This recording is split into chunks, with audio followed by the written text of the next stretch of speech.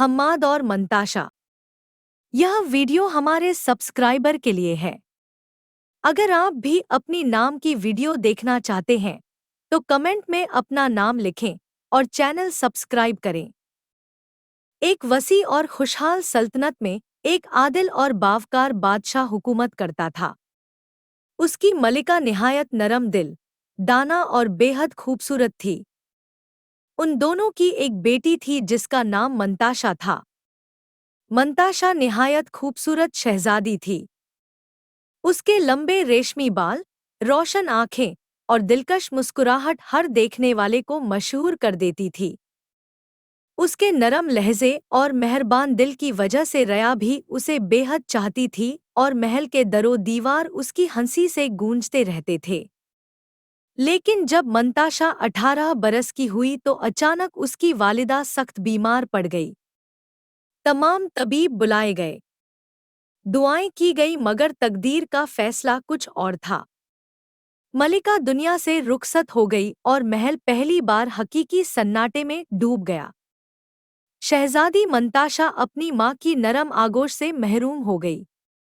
उसकी आंखों की चमक मध्यम पड़ गई, मगर उसके चेहरे पर वकार वैसा ही था जैसा एक सच्ची वारिस का होना चाहिए।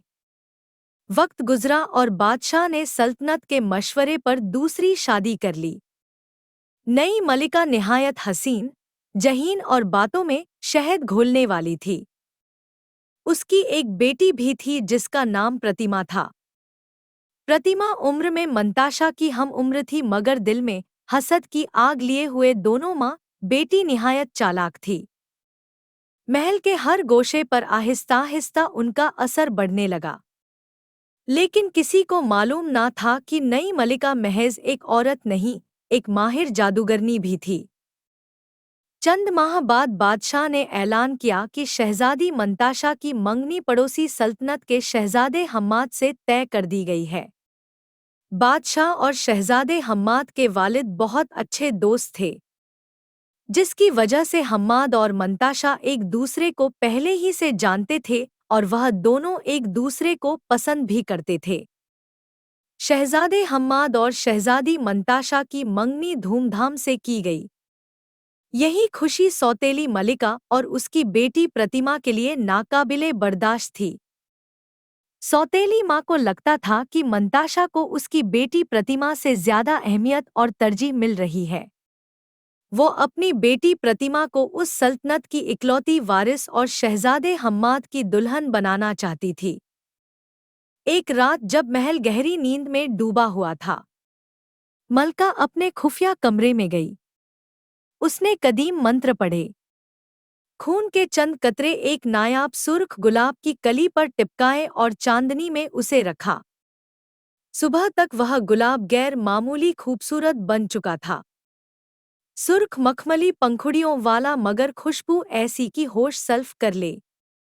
यह एक ऐसा जादुई फूल था जिसे सूंघते ही इंसान कौवा की शक्ल इख्तियार कर लेता था। अगली सुबह एक साजिश के तहत वह गुलाब शहजादी मंताशा के कमरे में पहुंचा दिया गया, गोया शहजादे हम्माद की तरफ से तोहफा हो। मंताशा ने जैसे ही उसकी खुशबू ली, एक चीख फजा में गूंजी और चंद लम्हों में वो एक सियाह कौवा बन चुकी थी। खिड़की खुली और वह बेइख्तियार उड़ गई। सौतेली माँ और उसकी बेटी प्रतिमा यह सब छुपकर देख रही थी और अपने मकसद में कामयाब होने पर बेहद खुश हुई। फिर सौतेली माँ फौरन बादशाह के पास गई और उसे बताया कि शहजादी मंताशा महल में मौजूद नहीं है। बादशाह ने फौरन हर जगह मंताशा को तलाश करने का हुक्म दिया, लेकिन शहजादी मंताशा का कहीं भी कोई नामोनिशान ना मिला। बादशाह का दिल टूट गया। पूरी सल्तनत में शहजादी मंताशा की गुमशुदगी की खबर फैल गई और शहजादा हम्माद भी मंताशा के यूं गायब होने पर हर वक्त उदास और परेशान रहने लगा। वक्त गुजरता गया। सौतेली माँ की बेटी प्रतिमा अब शहजादी मंताशा की जगह लेने की कोशिश करने लगी थी और सौतेली माँ ने आहिस्ता आहिस्ता बादशाह को कायल करना शुरू किया। सल्तनत को इस्तेहकाम चाहिए। शहजादे हम्माद से रिश्ता टूटना मुनासिब नहीं होगा। और फिर मेरी बेटी प्रतिमा भी तो मंताशा की हम उम्र है। शायद यही सल्तनत के लिए बेहतर फैसला हो। बादशाह मान तो गया, मगर उसके दिल में बेटी मंताशा का गम अंगारों की तरह जलता रहा। लेकिन शहजादा हम्माद वो इस झूठे रिश्ते के लिए हरगिज तैयार ना था। उसे यकीन था मंताशा कहीं गई नहीं, उसके साथ कुछ हुआ है। चुनांचे शहजादा हम्माद खुद मंताशा की तलाश में निकल खड़ा हुआ। वो मैदानों और जंगलों से गुजरता रहा। रास्ते में आने वाले हर मुसाफिर से शहजादा हम्माद शहजादी मंताशा के बारे में पूछता, मगर किसी को भी शहजादी मंताशा का इल्म नहीं था। रात को जब आसमान पर सितारे चमकते, हम्माद किसी दरख्त के नीचे बैठकर मंताशा को याद करता और दिल ही दिल में अहद करता कि जब तक उसे ढूंढ ना ले वापस महल नहीं लौटेगा। फिर एक दिन शहजादा हम्माद घने जंगल से गुजर रहा था कि अचानक एक कौवा उसके सामने आकर बैठ गई और उसने शहजादे का नाम पुकारा। यह सुनकर हम्माद हैरतज़दा रह गया और पूछा, तुम मेरा नाम कैसे जानती हो? मैं शहजादी मंताशा हूँ, तुम्हारी मंगेतर। यह सुनकर शहजादा हम्माद सख्त में आ गया।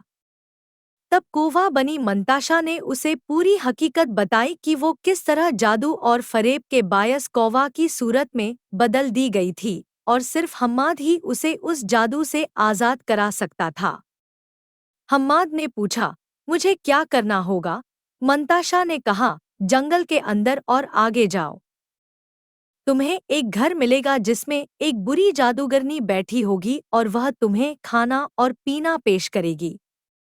लेकिन तुम कुछ भी कबूल ना करना, क्योंकि अगर तुमने कुछ खाया या पिया तो तुम सो जाओगे और फिर मुझे आज़ाद ना कर सकोगे।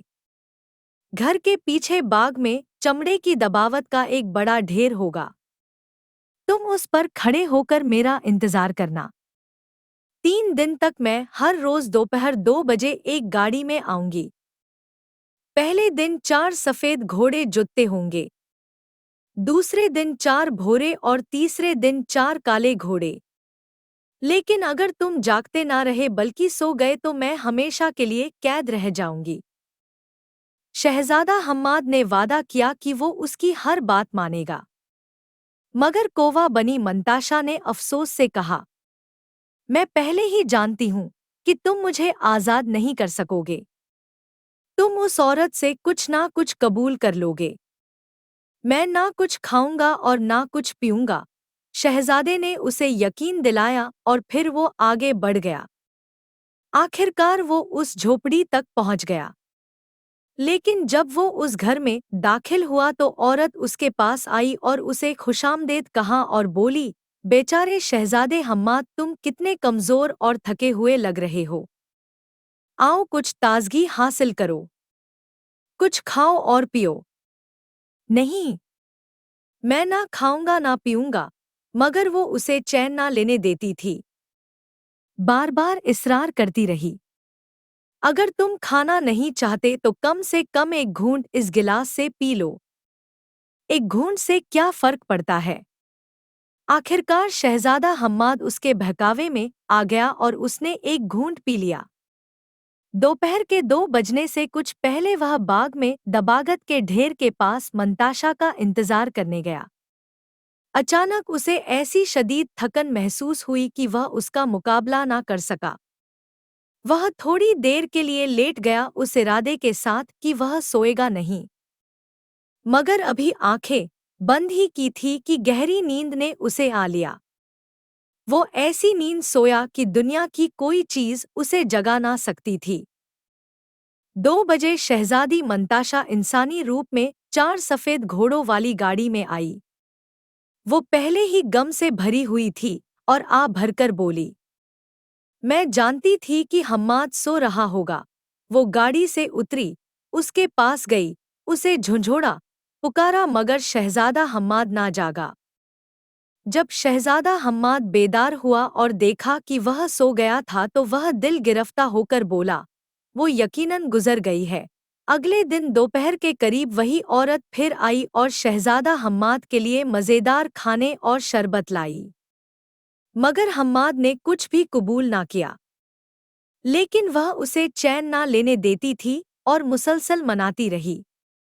यहाँ तक कि आखिरकार हम्माद ने फिर गिलास से एक घूंट पी लिया। 2 बजने के करीब वो बाग में दबागत के ढेर पर मंताशा का इंतजार करने गया। मगर अचानक उसे ऐसी शदीद थकन महसूस हुई कि उसके आज़ा उसका साथ ना दे सके। वह खुद को संभाल ना सका और मजबूरन लेट गया और गहरी नींद सो गया। जब शहजादी मंताशा 4 भोरे घोड़ों वाली गाड़ी में आई तो वह उसके पास गई, मगर शहजादा हम्माद वहां सोया हुआ था और उसे जगाने का कोई तरीका ना था। वो मायूसी से आह भरती हुई वहां से वापस चली गई। आज फिर मैं सो गया। और वो चली गई। अगले दिन औरत फिर शहजादा हम्माद के पास आई और पूछा, इसका क्या मतलब है? तुम ना कुछ खाते हो ना पीते हो। क्या तुम मरना चाहते हो? मुझे खाने पीने की इजाजत नहीं, और मैं ऐसा नहीं करूंगा।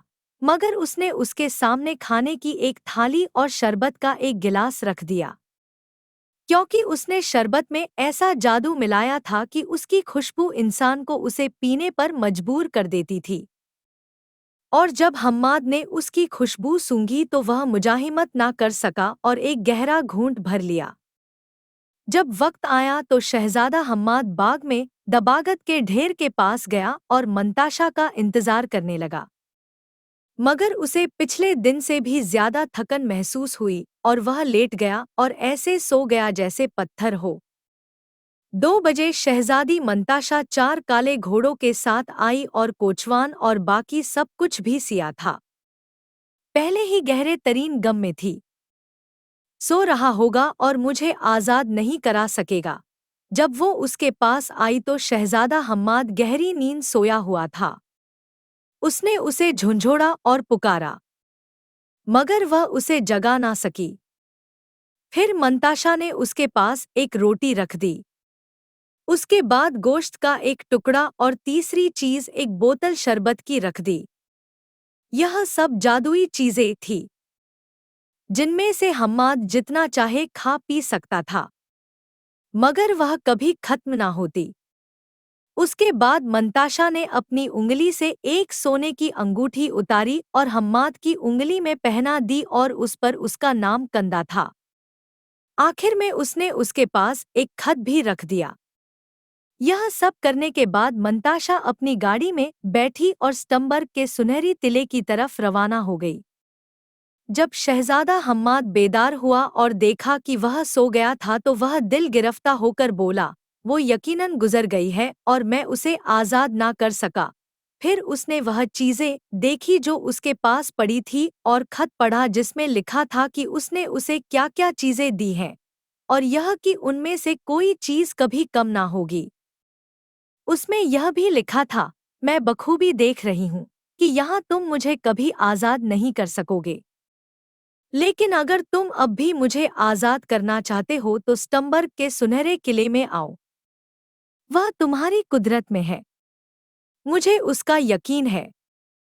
यह पढ़कर शहजादा हम्माद उठा और उस इरादे से रवाना हुआ कि स्टम्बर्ग के सुनहरी किले तक पहुँचे। मगर उसे मालूम ना था कि वो कहाँ है। जबकि दूसरी तरफ वो जादूगरनी दरअसल सौतेली माँ की बहन थी। आखिरकार मैंने अपनी बहन का काम पूरा कर दिया। अब शहजादी को कोई आज़ाद नहीं करा सकता। बहुत अरसे तक दुनिया में घूमने के बाद हम्माद एक घने और अंधेरे जंगल में पहुंच गया। वो 14 दिन तक मुसलसल चलता रहा, मगर उसे जंगल से निकलने का कोई रास्ता ना मिला। आखिरकार शाम हो गई और वह शदीद थकावट की वजह से एक झाड़ी के नीचे लेटकर सो गया। अगले दिन वह दोबारा सफर पर निकल पड़ा। शाम के वक्त जब वह आराम करने लगा तो उसे दूर से चीखने और रोने की आवाज़ सुनाई दी। इसी दौरान उसे एक मध्यम सी रोशनी भी नजर आई। वह उठा और उस रोशनी की तरफ चल पड़ा। कुछ देर बाद शहजादा हम्माद को एक घर दिखाई दिया और वह घर के अंदर गया। मगर उसके सामने एक देव खड़ा था। देव ने उसे देखकर कहा कि वह उसे खा जाएगा क्योंकि उसे बहुत अरसे से खाना नहीं मिला था। हम्माद पहले तो डर गया मगर हम्माद ने सुकून से कहा कि उसके पास ऐसा खाना है जो कभी खत्म नहीं होता। यह सुनकर देव हैरान हुआ और उसे अंदर आने की दावत दे दी। हम्माद ने अपनी जादुई रोटी, गोश्त और शरबत निकाला जो कभी खत्म ना होते थे। देव ने खूब जी भरकर खाना खाया और बहुत खुश हुआ। खाने के बाद हम्माद ने उससे स्टम्बर्ग के सुनहरी किले के बारे में पूछा। देव ने अपने नक्शों में तलाश किया मगर किला ना मिला। शहजादा अब आगे सफर करने का इरादा कर रहा था। मैं वहां कैसे पहुंचूंगा? देव ने कहा कि वह उसे 2 घंटे में किले के करीब तक पहुंचा सकता है। चुनांचे वह हम्माद को अपने साथ ले गया और उसे किले से तकरीबन 100 लीग के फासले पर छोड़कर वापस चला गया। उसके बाद हम्माद दिन रात चलता रहा, यहाँ तक कि वो स्ट्रॉन्गबर्ड के किले तक पहुंच गया। वह किला एक शीशे के पहाड़ पर बना हुआ था। जादूशदा शहजादी मंताशा अपनी गाड़ी में किले के गिर्द चक्कर लगाती थी। हम्माद ने उसे देखा तो बहुत खुश हुआ और पहाड़ पर चढ़ने की कोशिश की, मगर शीशे की चिकनी सतह की वजह से वो बार-बार फिसल कर नीचे गिर जाता। आखिरकार उसने फैसला किया कि वो वहीं इंतजार करेगा। उसने एक छोटी सी झोपड़ी बना ली और पूरा 1 साल वहां रहा। वो हर रोज मंताशा को ऊपर गाड़ी में घूमते देखता मगर उस तक पहुंच ना पाता। एक दिन उसने देखा कि 3 डाकू आपस में बुरी तरह लड़ रहे हैं। हम्माद ने दूर से आवाज लगाई, खुदा तुम्हारे साथ हो। डाकू रुक गए और इधर-उधर देखने लगे। जब उन्हें कोई नजर न आया तो दोबारा लड़ने लगे। हम्माद ने दोबारा आवाज लगाई और आखिरकार उनके पास पहुंच गया। जब उसने वजह पूछी तो डाकू ने बताया कि उन्हें 3 जादुई चीजें मिली हैं। एक के पास ऐसी लाठी थी जो किसी भी दरवाजे को फौरन खोल सकती थी। दूसरे के पास ऐसी चादर थी जिसे ओढ़ने वाला गायब हो जाता था। और तीसरे के पास एक ऐसा घोड़ा था जो हर जगह जा सकता था, हत्ता के शीशे के पहाड़ पर भी चढ़ सकता था। वो उस बात पर लड़ रहे थे कि ये चीजें किसके पास रहे। तब शहजादा हम्माद ने कहा कि पहले वह उन चीजों को आजमा ले ताकि मालूम हो सके कि वह वाकई जादुई हैं या नहीं। डाकू मान गए और उसे घोड़ा, चादर और लाठी दे दी। जैसे ही हम्माद ने चादर ओढ़ी, वो उनकी नजरों से गायब हो गया। फिर उसने लाठी से उन्हें चंद जर्ब लगाए और बुलंद आवाज में कहा, अब तुम्हें तुम्हारा हिस्सा मिल गया। क्या अब तुम राजी हो? उसके बाद हम्माद जादुई घोड़े की मदद से शीशे के पहाड़ पर चढ़ गया। जब वह किले के दरवाजे तक पहुंचा तो दरवाजा बंद था।